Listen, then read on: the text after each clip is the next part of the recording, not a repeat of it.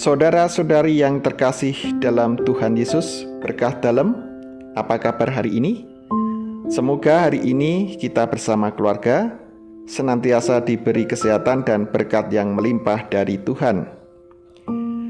Hari ini Jumat 25 Juni 2021, kita akan membaca, mendengarkan, dan merenungkan sabda Tuhan dari Injil Matius bab 8 ayat 1 sampai dengan 4. Bersama dengan saya, Markus Sulinggo Bayu Nusantoro dari lingkungan Santo Matius, Paroki Santo Stefanus Surabaya.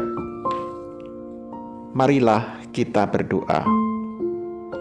Dalam nama Bapa dan Putra dan Roh Kudus. Amin. Allah yang penuh kasih, kami mengucap syukur atas kasih yang telah Engkau berikan bagi kehidupan kami. Pada kesempatan ini, izinkan kami kembali untuk mendengarkan firman-Mu. Semoga firman-Mu dapat menjadi penerang dalam kehidupan kami. Amin. Tuhan beserta kita, sekarang dan selama-lamanya. Inilah Injil Yesus Kristus menurut Santo Matius. Dimuliakanlah Tuhan. Setelah Yesus turun dari bukit, orang banyak berbondong-bondong mengikuti Dia.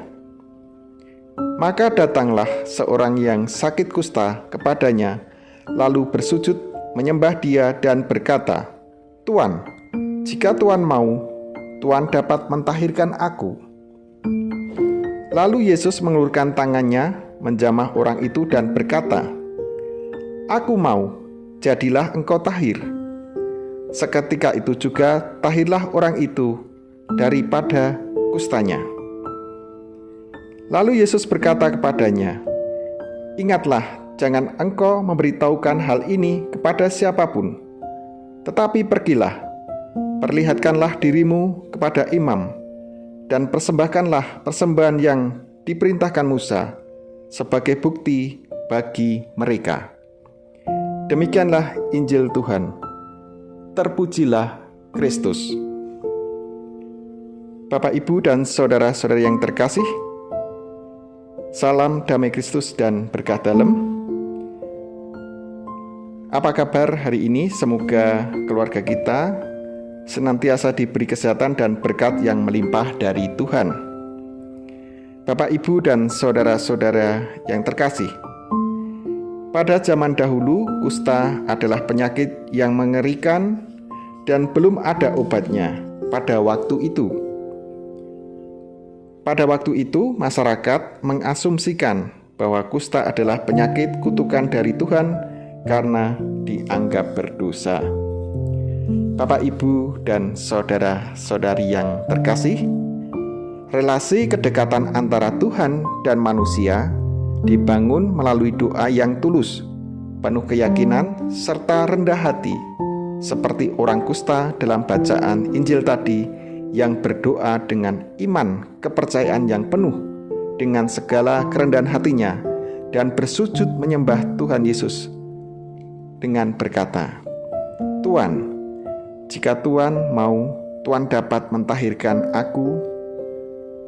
Dan Yesus pun mengulurkan tangan dan menjamah si kusta itu, lalu sembuhlah dia.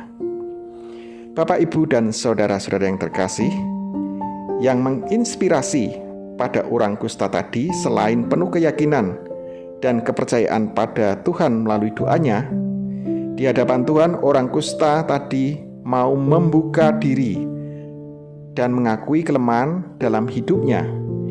Ini juga merupakan sikap positif yang dibangun pada dirinya, sehingga Tuhan tergerak hatinya untuk berbelas kasih kepadanya.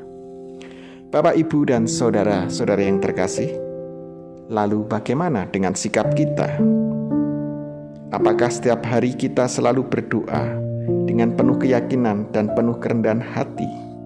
Atau justru merasa diri kita tidak perlu belas kasih Tuhan, sehingga kita enggan untuk berdoa atau lupa untuk berdoa?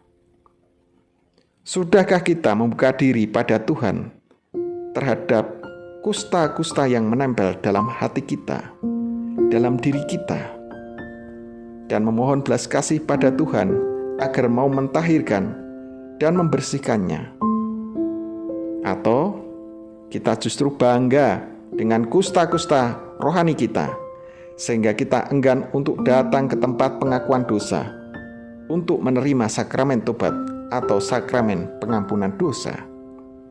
Atau kita terus membiarkan kusta-kusta rohani kita terus menempel, sehingga lama-lama akan mematikan kehidupan rohani kita.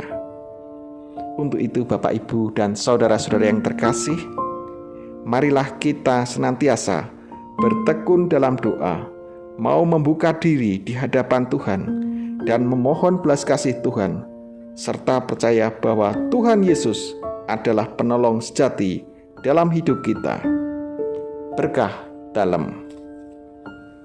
Marilah Bapak Ibu ya yang terkasih dan saudara-saudara serta anak-anak yang terkasih, kita berdoa.